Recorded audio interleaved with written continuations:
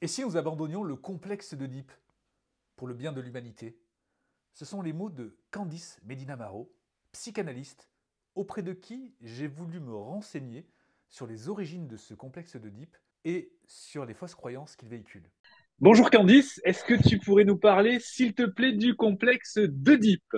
Oui, le complexe d'Oedipe, qui est quelque chose qu'il faut vraiment laisser tomber, s'il vous plaît, pour le bien de l'humanité.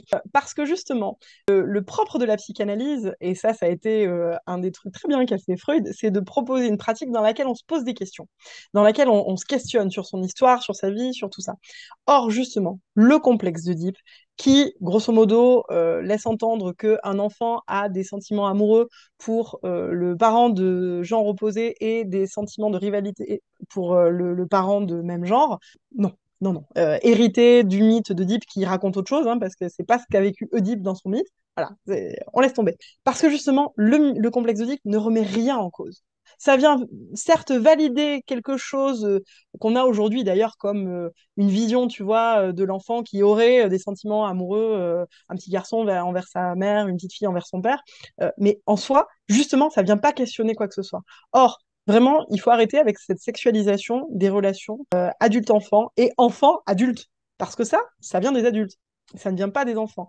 Et même Oui. empiriquement, ça ne se retrouve pas dans la pratique psy ou psychanalytique. Il y aura sûrement des psys pour dire qu'ils le retrouvent. Moi, en plusieurs années de pratique, quand même maintenant, je ne l'ai pas retrouvé une seule fois.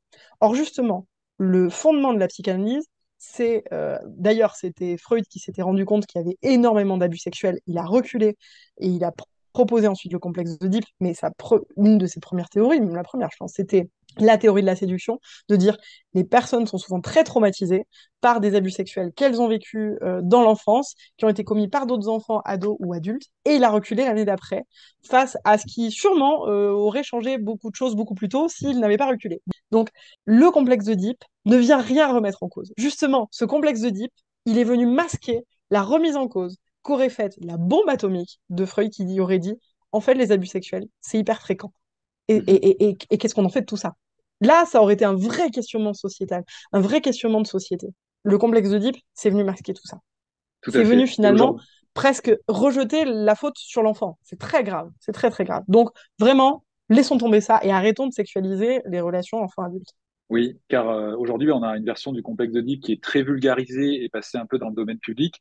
Et des parents peuvent s'y référer en disant tel enfant est le rival de tel parent parce que bah, il le désire sexuellement. C'est Voilà. vraiment problématique. Ça Non. empêche les parents d'y voir clair et de pouvoir voir notamment ce qu'on appelle la théorie de l'attachement, qui Oui. consiste justement au fait que oui, l'enfant va avoir des préférences avec tel ou tel parent, Mm. mais c'est lié à une évolution biologique et le fait que l'enfant ait besoin de cette figure d'attachement pour subvenir à ses besoins, à prendre soin de lui, etc., etc. Et cetera. Et Tout à ceci fait. est prouvé par la science, du coup.